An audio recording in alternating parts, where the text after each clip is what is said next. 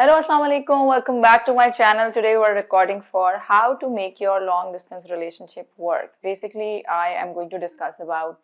relationship. हमने एक ऐसे ही random episode किया था for our chai chat क्योंकि उस दिन जो मेरा topic था वो prepared नहीं था. But everybody loved it. उसका हमने part 2 भी like 2 parts release किए थे and everybody loved it. I'm going to like you can link it. I'm linking it over here और आप लोग देख सकते हैं. और उसके बाद भी मैंने एक एपिसोड किया था अबाउट लव लैंग्वेजेस और आज फाइनली हम एक और एपिसोड करने लगे हैं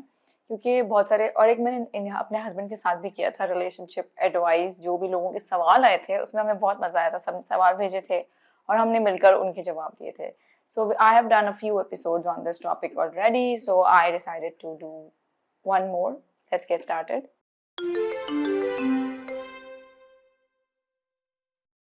okay so about relationship advice relationship tips आप पहले वो पार्ट 1 और पार्ट 2 देख सकते हैं अभी आज जो मैं बात करूँगी it's about long distance relationship और रैंडम उसमें हम बाकी चीज़ें भी कवर करेंगे इंशाल्लाह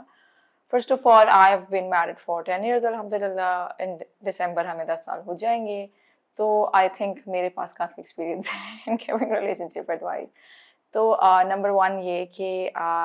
we are in a long distance relationship उसमें ऐसा होता है कि my husband has a job और he needs to travel frequently and it's not for days it's for weeks तो ऐसा नहीं है कि मैं 2-3 दिनों के उसको कह रही हूँ कि लॉन्ग डिस्टेंस है नहीं इट्स बिन वो इस तरह से होता है कि वीक्स भी होते हैं अच्छा सो नंबर 1 इज़ कम्युनिकेशन हमारा तो ये कि लॉन्ग डिस्टेंस में टाइम जोन का इशू नहीं है बट जिनका है it is very important to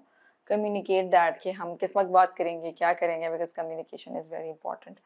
दूसरी चीज़ एडिशनल जो मैं ऐड करूँगी कि when you going to a new house and you're newly married तो ऑलरेडी आपको बहुत मुश्किल लग रहा होता है adjusting in a new system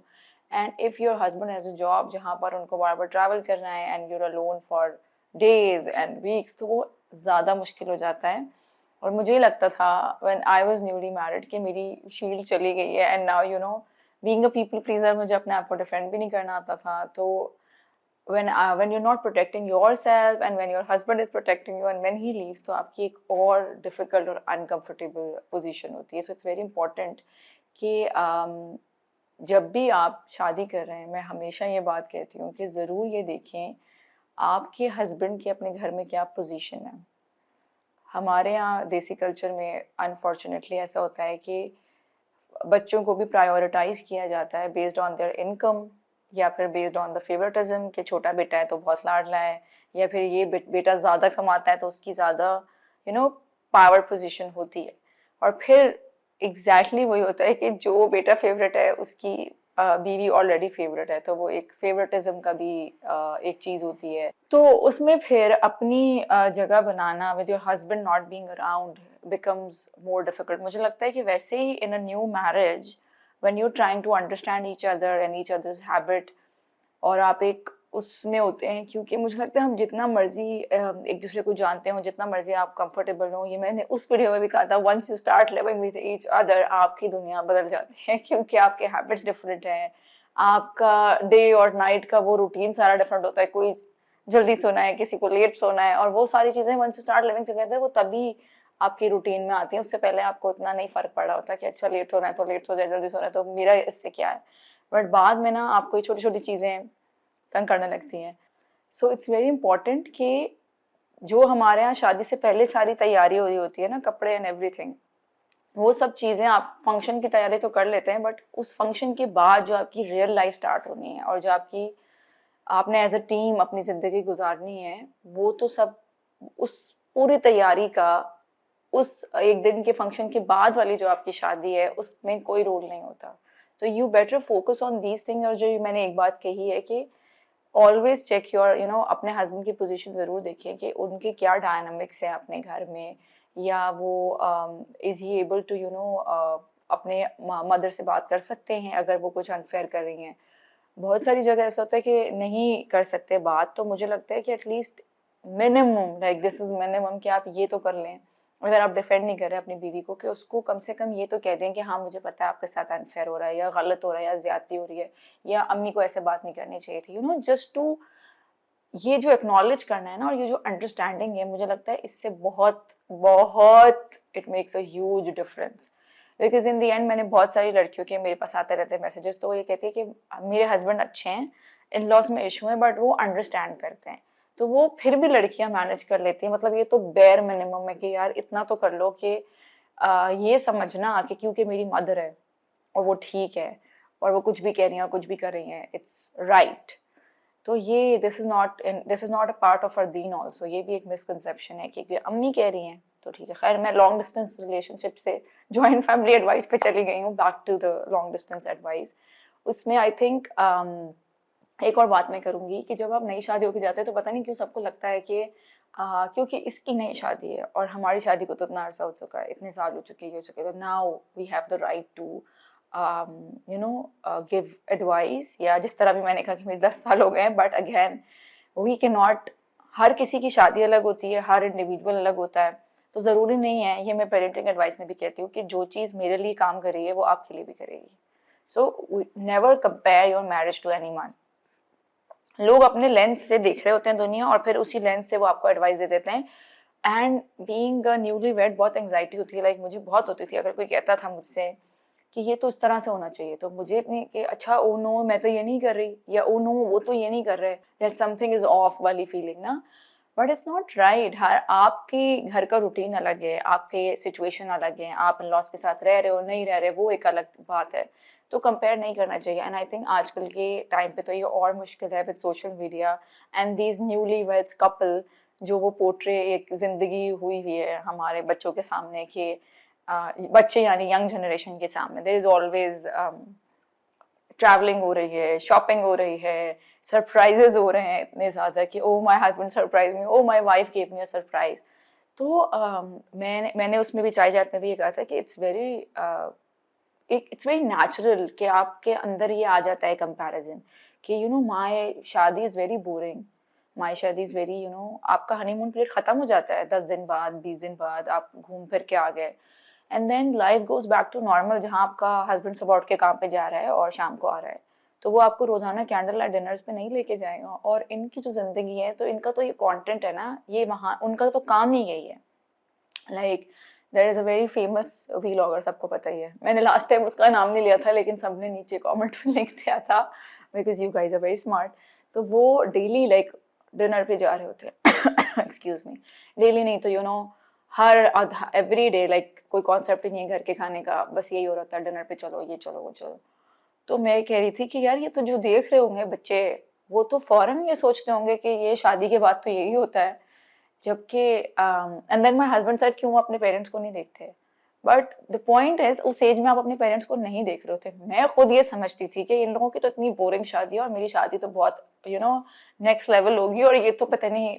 ये लोग तो बस बोरिंग लोग हैं। पेरेंट्स को नहीं देख रहे होते, हम उन्हीं शादियों को देख रहे होते हैं जो हमें वो लगती है कि वाओ ग्लैमर और वो सारी चीज़ें।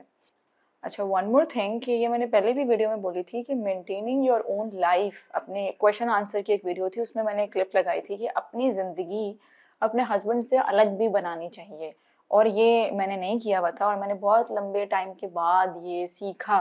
कि I the reason I am measurable and he is fine in a long distance relationship is because he has his own life, और वो मेरी मिसिंग थी। क्योंकि मेरी लाइक पूरी दुनिया वही होते थे कि वो आएंगे तो डिनर पे जाएंगे, वो आएंगे तो मूवी देखेंगे, वो आएंगे तो ये होगा, वो आएंगे तो हम साथ ये करेंगे।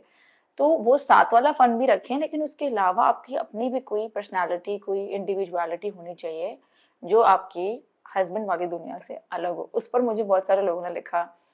कि बड़े फनी कमेंट्स थे, ज़्यादातर तो खैर अप्रिसिएशन ही आती है, बट कुछ एक दो औरतों ने देखा कि ये करेंगे तो हस्बैंड तो दूसरी शादी कर लेगा या किसी और के पास चला जाएगा या चीटिंग कर देगा। देखिए एक बात जो मैं करना चाहती हूँ आज वो ये कि आप बेशक अपने हस्बैंड पर एक स्पाई बन के बैठ जाएं, उसका फ़ोन चेक कर लें, उसके अकाउंट्स के पासवर्ड ले लें, उसको फॉलो भी कर लें ड्राइव करके पीछे वो जहाँ जा रहा है। जिसने चीट करना है ना वो करके रहेगा, आप कुछ भी नहीं कर सकते। तो अपना जो पीस ऑफ माइंड है ना उसको मेंटेन करें, और आपकी जिम्मेदारी नहीं है किसी को चीटिंग से रोकने की, या मैं कोई अपने हस्बैंड पे पुलिस नहीं हूँ कि मैं उस पर चेक रखूँ कि वो मुझे चीट तो नहीं कर रहा। This is not my job. क्या आपका हस्बैंड आप पे चेक रखता है कि आप उस पर चीट नहीं कर रही? अगर वो रख रहा है तो that's also a red flag, ये भी नहीं होना चाहिए। रिलेशनशिप इज अबाउट ट्रस्ट, और कोई भी रिलेशनशिप है उसमें ट्रस्ट बहुत जरूरी है। जैसे बच्चों पे मैं कहती हूँ कि जितना आप नजर रखते हैं ये बड़ा कॉमन है ना कि अल्लाह माफ़ करे, लोग फिर अबाओं को, अबायों वाली लड़कियों को भी कहते हैं ना कि वो तो ज़्यादा वो होती हैं। तो जितना आप चेक रखते हैं, जितना आप एक इंसान की ज़िंदगी मुश्किल करते हैं, उसको ये बताते हैं कि मैं तुम्हें ट्रस्ट ही नहीं करती या मैं तुम्हें ट्रस्ट ही नहीं करता, उतना चांसेस है कि आपका बच्चा ज़्यादा वो हरकत करेगा, या आपका शौहर या आपकी बीवी, क्योंकि आप सफोकेट कर रहे हैं। Relationship is not about suffocating. Long distance relationship में ये ज़्यादा मुश्किल है ट्रस्ट करना। मुझे पता है, मतलब अब तो नहीं, लेकिन initially when you are in a new marriage, तो आपको लोग भी एडवाइस दे रहे होते हैं कि आप, तुम्हारे पास पासवर्ड ही नहीं है, ओ नो, तुम फोन नहीं चेक करती, या तो फिर आपको लगता है कि ओके मुझे ये करना है और मैं ये नहीं कर रही, और या मैं गलत कर रही हूँ नहीं करके, या मैं गलत कर रही हूँ ट्रस्ट करके। ये बहुत ज़रूरी है कि अपने पार्टनर्स को ट्रस्ट करें, और अगर आप ट्रस्ट ही नहीं कर सकते तो फिर इस शादी का मतलब क्या है? मतलब फिर तो आप बस एक, हर वक्त आप खुद भी एक मुश्किल में, एक स्ट्रेस में, एक परेशानी में, और आपने अपने स्पाउस को भी उसी स्ट्रेस में रखा हुआ है कि like it's a very uncomfortable thing for a husband also. अगर कोई मेरे साथ ये करे कि मैं कहाँ जा रही हूँ, मैं कहाँ से आ रही हूँ, और मैं कितने बजे किससे क्या बात कर रही हूँ, लाइक, और आपका phone is a very personal thing. ये पासवर्ड होना, ये कोई प्यार की निशानी नहीं है, या आप किसी की प्राइवेसी ख़राब कर रहे हैं। कि ये ज़रूरी तो नहीं है कि किसी लड़के से ही बात करनी है, बट लाइक मैंने अपनी माँ से 10 बातें करनी है, या मैंने अपने भाई से 10 बातें करनी है जो मुझे नहीं बतानी अपने हस्बैंड को। ये जो कॉन्सेप्ट है ना कि मियाँ बीवी एक ही होते हैं, भाई एक नहीं होते, दो अलग अलग इंसान होते हैं, दोनों के अलग अलग बैकग्राउंड्स होते हैं, और दोनों की अलग अलग सोच होती है, अलग अलग जिंदगियां होती हैं। हाँ, वो as a team they come together and they build their own family. और उसके लिए ज़रूरी है कि आप लोग लड़े ना, और बच्चों के सामने ना लड़े खास करके। और ये चीज़ें जो है, अगर आप ट्रस्ट नहीं कर सकते, अभी ट्रस्ट नहीं कर सकते अपनी बीवी को, या आप अपने होने वाले शोहर को, अगर आपकी मंगनी हुई हो, तो प्लीज़ ये शादी ना करें। Trust is the number one thing जो आपकी होनी चाहिए शादी में। It's very important. Okay, so her communication का मैंने शुरू में भी बोला, अभी मैं दोबारा उस पर कर दूं कि clear communication is very important. Like when you're in a long distance relationship, तो मुझे भी कहा जाता था कि तुम क्या उसको स्ट्रेस दे रही हो काम पर, या तुम क्या उसको ये मत बताओ, if there is something that has happened in my, घर पे कुछ हो गया है, कुछ लड़ाई हो गई है, कुछ हो गई है, उसको मत बताओ, उसको परेशान मत करो। एंड देन बाद में बच्चों का भी होता था कि if my sun is sick, तो उस पर भी मुझे कहा जाता तुम उसको काम पे स्ट्रेस मत दो। नहीं भाई, मैंने उससे शादी की है और मैं उसको सब कुछ बताऊंगी। तो अपने ये बहुत ज़रूरी है कि आपके spouse, you and your spouse need to be on the same page. इसका मतलब ये नहीं है कि अगर वो दूर है या कुछ है तो किसी को मौका मत दें अपने रिलेशनशिप के बीच में आने का, किसी को वो स्पेस ही ना दे कि कोई बीच में आके आपकी बात खराब कर सके। हमेशा ऐसा हुआ कि कोई भी बात होती थी तो वो इनको मेरी थ्रू पता होती थी ऑलरेडी। कभी भी ऐसा नहीं हुआ कि उनको कुछ एलियन न्यूज़ मिल रही है बाहर से जो मैंने उनसे कम्युनिकेट नहीं की हुई। So I think trust and communication are the building blocks for any relationship. उम्मीद है आपको मेरी बातें पसंद आई हों। आज मुझे थोड़ी सी सर्दी लग रही है क्योंकि एसी चल रहा है, इसलिए मैंने बहुत अला भला बोला बीच में। बट अगर अच्छी लगी है वीडियो तो ज़रूर लाइक करिएगा, कमेंट करिएगा, शेयर करिएगा। और शेयर करना होता है, सब्सक्राइब करना होता है। और सब्सक्राइब करने से ये होगा कि आपको नोटिफिकेशन मिल जाएगी जब भी मेरी नई वीडियो आएगी। हम बाकी रिलेशनशिप वीडियोस भी लिंक कर देते हैं जो देखने में इंटरेस्टेड है।